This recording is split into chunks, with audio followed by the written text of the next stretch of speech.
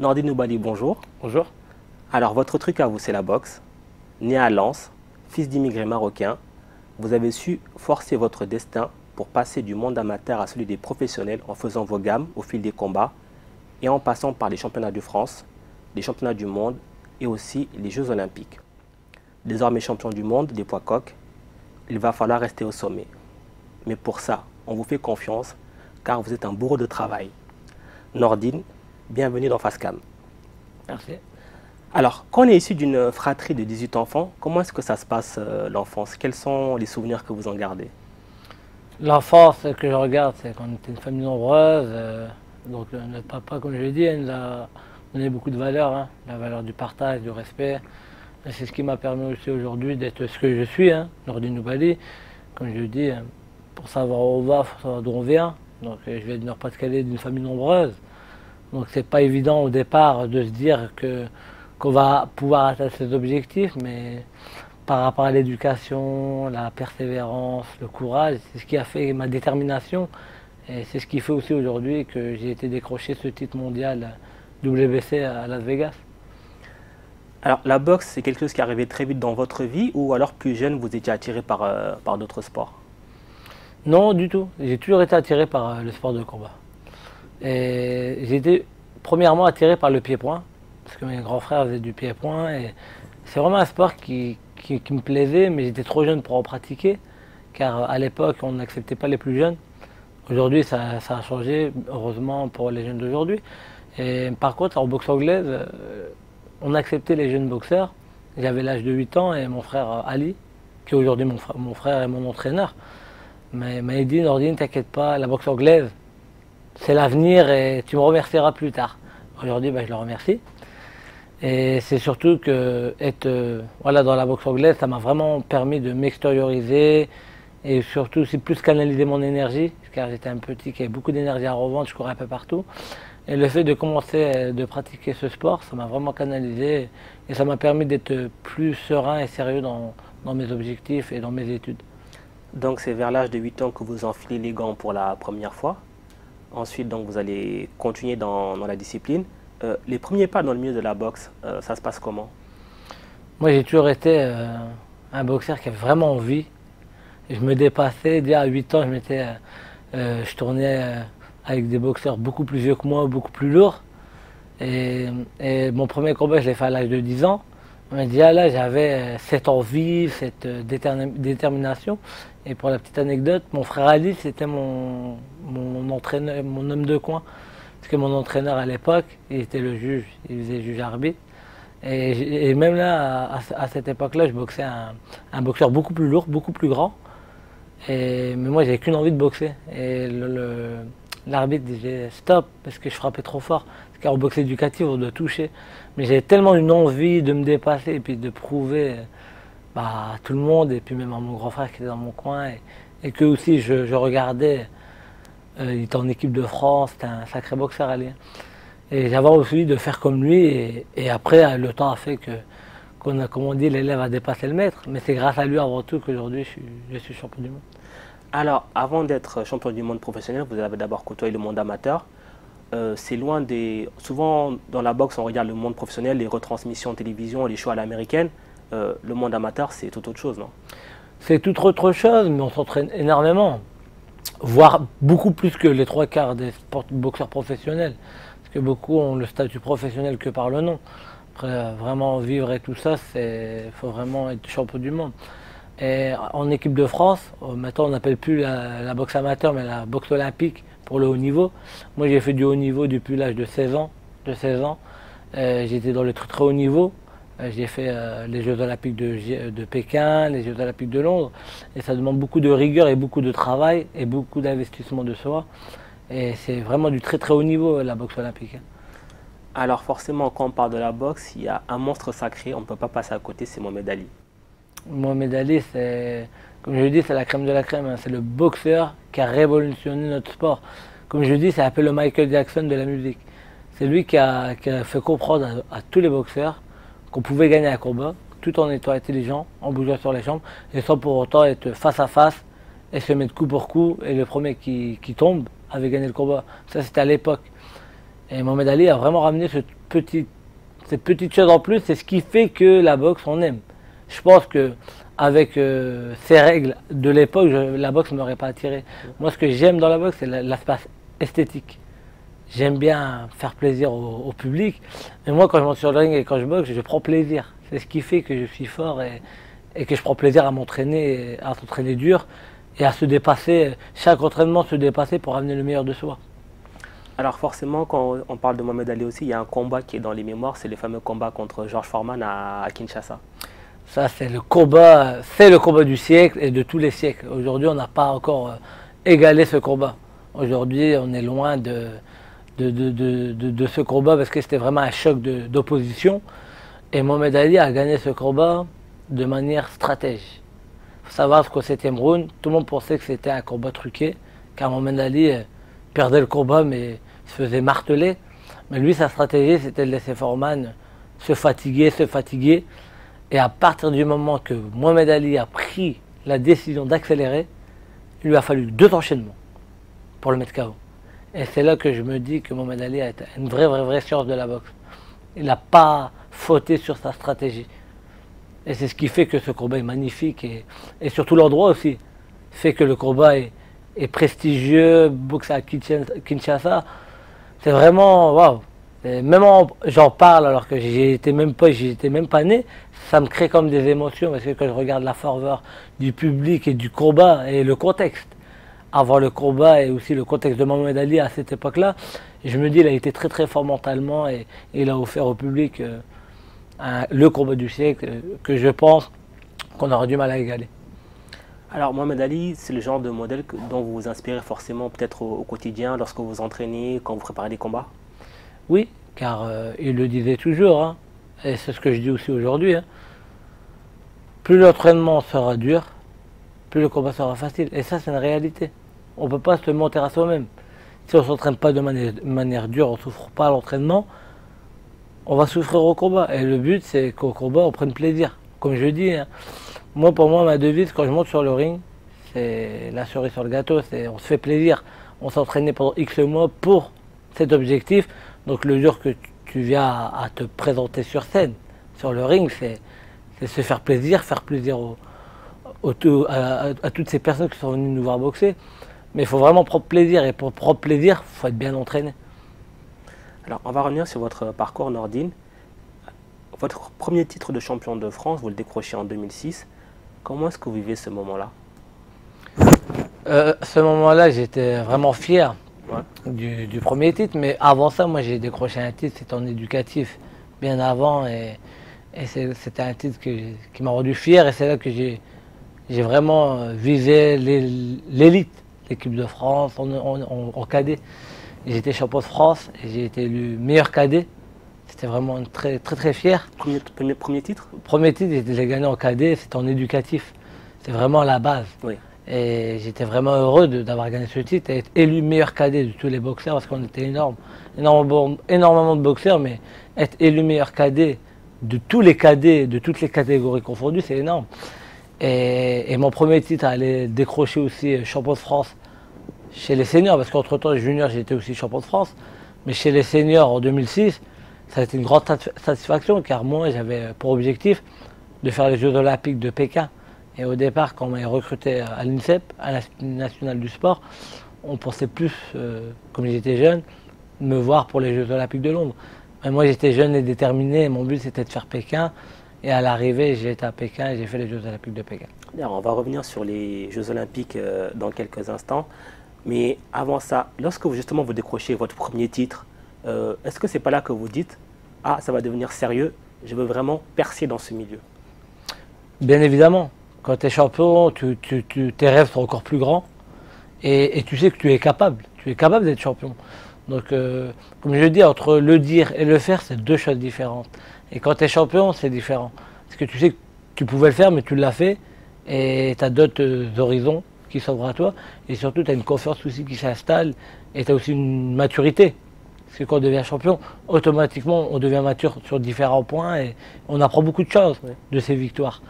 Et ça m'a vraiment permis, quand j'ai été champion, de me dire, Nordine, le but c'est vraiment d'aller le plus loin possible dans ta carrière sportive.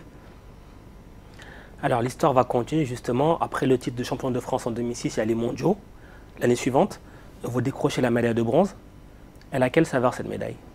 Ah, c'est une très très grande satisfaction. C'est vraiment la première grosse compétition et de niveau mondial. Et pour le coup, elle se faisait aux États-Unis avec une ambiance que j'ai rarement vue ailleurs. C'était vraiment une grosse ambiance. Et à partir des tours préliminaires, parce que souvent dans les tournois, souvent on arrive à partir du moment qu'il y a les médailles, quart de finale. Oui. Là, des 16e, des 8e, on avait une ambiance, la salle elle était pleine et surtout des supporters qui crient, qui scandent USA, USA, ils ne criaient pas France, mais c'est une ambiance de feu et tu te dis ouais, moi j'ai envie de faire partie de ce milieu et un jour on scande mon nom et décrocher ces victoires et aller avoir décroché cette médaille et pour le coup j'ai décroché aussi mon billet pour les Jeux Olympiques de Pékin, ça a été vraiment pour moi une très belle récompense de tout le travail fourni. Alors justement, quand on est boxeur amateur, on peut avoir la chance d'être sélectionné pour les Jeux Olympiques. Ce sera votre cas pour 2008 à Pékin. Déjà, les Jeux, ça représente quoi pour vous? Les Jeux dans le monde amateur, maintenant on ne l'appelle plus le monde amateur, c'est le monde olympique. Oui.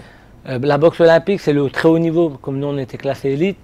Maintenant, on met plus boxe amateur pour vraiment faire comprendre au public que la boxe olympique, c'est pas de la boxe amateur de monsieur et madame tout le monde. C'est du sport. C'est vraiment, c'est du sport, on s'entraînait quand même 2 fois par jour, entre 4 à 6 heures d'entraînement par jour, du lundi au vendredi, voire des moments du lundi au dimanche. Donc il faut savoir qu'il y a beaucoup de sacrifices et beaucoup de sérieux, de travail, une bonne hygiène de vie. C'est ce qui fait que le boxeur de haut niveau reste au haut niveau. Et c'est très important de le savoir. Donc arrivé à ça, tu te dis, tu as des choses à prouver, parce que es toujours, quand tu es sportif, on est toujours dans la performance. C'est sur ça qu'on est jugé. Alors donc on revient sur 2008. Vous arrivez jusqu'en 8e de finale, ça se passe très bien. Et puis là, il y a toujours ces histoires de juges dans le monde de la boxe. On vous déclare perdant face aux Chinois. Malheureusement, face aux Chinois, c'est un combat que j'aurais dû gagner. Mais à 15 secondes à la fin, je gagne encore le combat. On va lui mettre une touche inimaginaire. Mais malheureusement, c'est ce que moi j'essaie de me battre et je me battrai le temps que je pourrai. Le jour que, si demain j'ai la possibilité de faire changer les choses, je le ferai. Pour les boxeurs d'avenir, les boxeurs qui arrivent, pour moi je pars du principe que le meilleur gagne. Je suis toujours, même pour moi-même, hein, si demain je mérite de perdre, il faut que je perde. Parce que la défaite permet aussi de gagner par la suite. Mais de mettre gagnant un boxeur qui a perdu, c'est compliqué de faire comprendre ça au boxeur qui a perdu alors qu'il devait gagner. Donc après il faut savoir qu'à Pékin, Zhu Shiming c'était quand même la star en Chine. Et surtout, il était champion du monde, en titre. C'est un sacré boxeur. Mais ce jour-là, le jour du combat, j'ai mérité la victoire. Malheureusement, ça fait match nul. Préférentiel aux Chinois. Comme tout le monde sait qu'on est à domicile, on a toujours un avantage. Mais je suis content quand même pour les Jeux de Rio. L'AIBA a fait un gros travail. Les décisions étaient beaucoup plus justes. Ce qui nous a permis quand même d'avoir 6 médaillés et un champion olympique et une championne olympique. Donc je pense que l'AIBA se dirige dans le vrai et j'espère que ça va continuer comme ça. Alors, le sentiment d'injustice dans la boxe, il est présent jusqu'à quel niveau? Est-ce que vous avez régulièrement senti ce sentiment d'injustice? Oui, malheureusement, il y est. Hein. C'est pour ça que je dis dans la boxe, surtout au milieu professionnel, c'est pas les meilleurs qui réussissent, c'est les mieux entourés. C'est pas les plus forts hein, qui deviennent champions souvent. Quand tu es fort et tu n'es pas bien entouré, c'est compliqué pour toi de devenir champion. Donc moi aujourd'hui, j'essaie avec le temps, mon frère il est passé par des étapes qui a fait des erreurs que moi j'ai pas faites. Moi aujourd'hui j'ai fait des erreurs que les boxeurs que je connaîtrais, que j'aiderais, que je leur éviterai. Et surtout qu'aujourd'hui j'ai des contacts qui permettront à des boxeurs que je connais, des boxeurs qu'on entraîne, on prend, d'évoluer plus sereinement. Comme je dis, pour arriver à ce titre, j'ai dû casser des murs et aujourd'hui, je suis devenu champion grâce à la force de mes poings, j'ai pas triché. Et aujourd'hui, grâce à tout ça, c'est d'aider aussi ma discipline pour aller dans le bon sens. Alors, on va revenir maintenant sur votre titre de champion du monde WBC. On est à Las Vegas. Votre adversaire, vous le connaissez très bien parce que vous l'avez déjà combattu plusieurs fois. Comment ça se passe? Donc oui, Rich Warren, j'avais boxé dernièrement, c'était à Londres, aux Jeux Olympiques de Londres, où je le bats. Le combat était serré sur le pointage, mais réellement, je gagnais plus que d'une touche. Mais après, c'est un boxeur très tactique, très technique, boxeur compliqué à boxer. Hein. Pour moi, c'est le boxeur de ma catégorie. Hein. Et même si on regarde toutes les catégories en boxe, c'est un boxeur un peu à la Mayweather, très compliqué à toucher. Très félin, malin. Et ce qui a fait ma force, c'est que j'ai réussi à imposer mon rythme, tout en étant plus malin que lui. J'ai réussi à le mettre dans ce que je voulais. Et la chance que j'ai, ce qui a fait que j'ai pu le battre, hein, c'est que je suis un boxeur endurant, j'ai une grosse force de frappe, j'ai un gros débit de coups et je suis technique. Car je sais boxer très technique, comme je sais boxer en avançant, en reculant. Et c'est ce qui a fait ma force, parce que j'aurais eu qu'une arme. Ça aurait été compliqué de le battre, car il ne pensait pas que le combat allait être aussi difficile. Après le combat, il l'a dit, hein, il a pas réussi à trouver son rythme, je lui ai donné une pression constante, mais sans pour autant tomber dans son jeu, parce que lui, il pensait que, parce que souvent les boxeurs, quand ils avancent, ils confondent vitesse et précipitation, donc tu te jettes. Il faut savoir, quand tu te jettes face à un boxeur aussi rapide et efficace, il va te contrer facilement. Et moi, c'est cette erreur-là qui a fait que j'ai pas fait cette erreur. Et j'ai su vraiment imposer mon rythme et ma stratégie. Et j'ai su la garder du premier au 12e round. C'est ce qui a fait que j'ai gagné quand même le combat avec un grand écart. Surtout à l'unanimité des juges.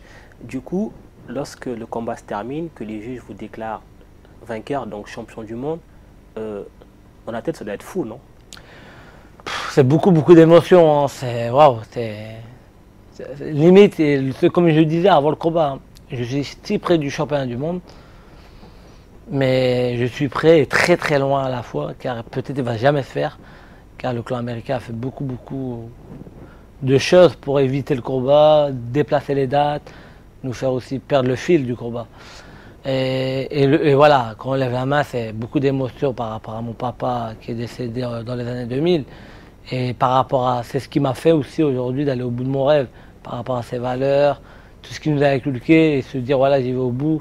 Et comme je le disais, j'ai été là-bas, j'ai raté les 1 an de ma fille. Moi, je ne pouvais pas revenir des championnats du monde, et j'ai encore des émotions de dire ouais, j'ai raté les 1 an de ma fille, je ne peux pas, il faut ramener le titre, il faut se donner les moyens au bout, et pas de regret, sans regret. Et j'ai vraiment été au bout, et quand on me lève la main, c'est waouh, beaucoup d'émotions. Et quand je regarde encore les images aujourd'hui, hein, qu'on me dit voilà, The New, Nordi Nubali, wow, intérieurement, j'ai beaucoup d'émotions. Des frissons. Beaucoup de frissons, des émotions. C'est une grande fierté d'avoir pu décrocher ce titre qui manquait à la France. Et comme je le dis, j'ai la chance d'avoir aussi mes origines marocaines, et je suis français, comme je le dis avant tout, je suis fier de l'être. Mais je suis très fier de mes origines, et ça peut aussi créer des vocations aussi aux jeunes sportifs marocains, aux jeunes sportifs français. J'ai la chance d'avoir une double culture, et il ne faut pas en avoir honte. Comme je le dis, pour savoir où on va, il faut savoir d'où on vient. Aujourd'hui, moi je viens d'une petite ville de Recourt que personne ne connaît, du Nord-Pas-de-Calais. Donc aujourd'hui, j'ai créé aussi aux petits jeunes qui sont dans des petites villes où personne ne connaît. Aujourd'hui, tout est possible. Comme je dis, quand on a un rêve et on se donne les moyens, tôt ou tard, le rêve va se réaliser. Il faut être patient. C'est pour ça que je leur dis, la victoire aime l'effort. Il faut rester fort dans la tête, et on n'a pas de victoire sans effort. Donc il faut vraiment être déterminé pour décrocher ce qu'on veut. Alors maintenant que vous êtes champion du monde WBC, vous êtes au sommet de la catégorie, le plus dur, ça va sans doute être d'y rester, non? C'est comme tout. Hein. Quand on est champion, après tout le monde veut sa place. Donc, et c'est ce qui va faire que je vais devoir devenir meilleur. Parce que moi, la concurrence, j'aime la concurrence car ça va me bousculer à m'entraîner encore plus dur, et surtout faire en sorte d'être meilleur que mon adversaire. La concurrence, au contraire, elle est constructive. Il ne faut pas se dire ah, il y a de la concurrence et on va se... Moi, je ne vais pas me reposer sur les lauriers. Je sais que l'entraînement, tout passe par l'entraînement, et l'entraînement sera difficile, voire encore plus, car tout le monde veut ma place. Aujourd'hui, j'ai prouvé ma place. Tout le monde m'a vu. Donc maintenant, on va m'analyser. Mais après, je sais que moi, comme j'ai dit, hein, je suis un boxeur qui s'adapte. Donc on peut m'analyser tous les jours, et chaque combat est différent.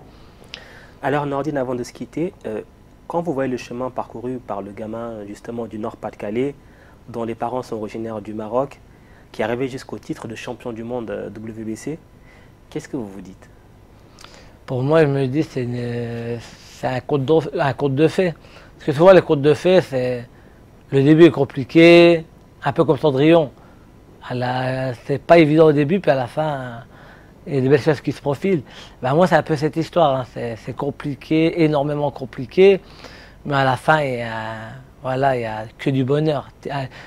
Un Français d'origine maghrébine, né à Drocourt, dans une petite ville du Nord-Pas-de-Calais, et se retrouver à Las Vegas dans la plus grosse soirée boxe, c'est, comme je dis, même dans mes rêves les plus fous, tu peux imaginer un tel scénario. Sans compter le coin que j'avais un sacré coin. J'avais mon frère qui est mon entraîneur, mais j'avais aussi Roy Jones. Roy Jones, sacré boxeur. C'est un boxeur que j'ai regardé à la télé. On m'aurait dit, Nordine, un jour, ce boxeur-là sera dans ton coin. J'aurais dit, tu peux espérer, mais c'est impossible. Se dire de boxer dans la même réunion que Manny Pacquiao, qui est un boxeur que j'ai toujours suivi, le seul boxeur légendaire à avoir été champion du monde dans 8 catégories différentes, et à 40 ans, il est encore champion du monde. C'est un boxeur qui a marqué l'histoire de notre sport. Donc tout a été réuni pour se dire, wow, c'est une histoire qui se termine très très bien. Et comme je dis, ma carrière n'est pas terminée et il y a encore des très belles choses qui se profilent.